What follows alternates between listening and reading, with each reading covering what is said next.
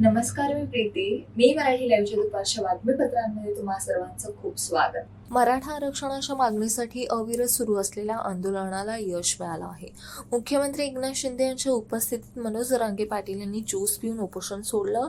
गेल्या 2 दिवसांपासून त्यांचं उपोषण सुरू होतं. अखेर वाशी येथील सभेत मुख्यमंत्र्यांच्या हस्ते त्यांनी ज्यूस पिऊन उपोषण सोडलं. यावेळी गिरीश महाजन, दीपक केसरकर हेही उपस्थित होते.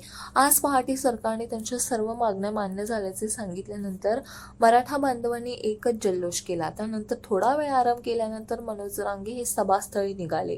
वाटेत हजारो मराठा बांधवांचे अभिनंदन करत त्यांचा आशीर्वाद घेत मनोज जरांगेंचे पावलन पाऊल पुढे पडत होते. राष्ट्रवादी काँग्रेसचे नेते अजित पवार आणि भारतीय जनता पक्षावर प्रकाश आंबेडकर यांनी आरोप केले आहेत. त्यांनी म्हटलं आहे की सर्वोच्च न्यायालयाच्या निकालात पॅरा 56 किंवा 57 मध्ये महत्वाचा मुद्दा आहे. त्यात म्हटलं आहे की मराठा समाज श्रीमंत आहे. आमच्या समोर तसा अहवाल आला. या अहवालानुसार सर्वोच्च न्यायालयाने मराठा आरक्षण फेटाळलं. हा सर्व खेळ भाजपाचा आहे, अजित पवार यांचा आहे, एनसीपीचा आहे. सर्वोच्च न्यायालयापुढे असा अहवाल आला नसता.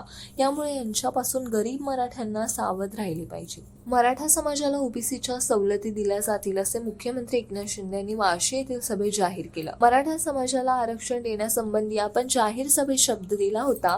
तो शब्द पूर्ण केल्याची ग्वाही मुख्यमंत्री एकनाथ शिंदे यांनी दिली.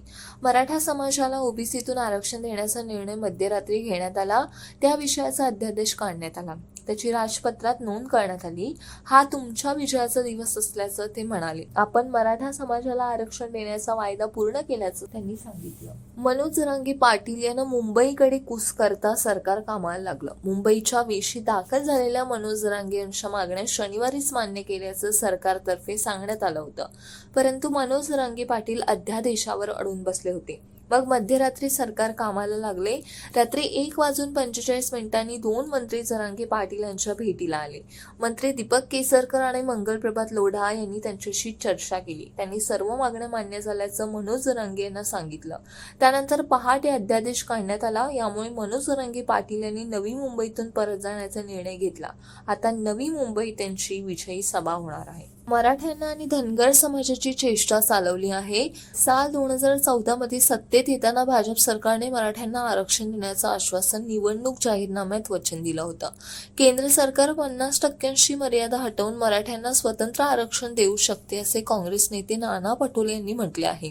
जातीनिहाय जनगणना करून ज्या जातीच्या संख्येनुसार आरक्षण द्यायला हवे, परंतु मराठा आणि ओबीसीत भांडणे लावून मुळे महागाई, बेरोजगारीच्या प्रश्नांवर दुर्लक्ष करण्याचा भाजपाचा डाव असल्याचं पटोले यांनी म्हटलं आहे.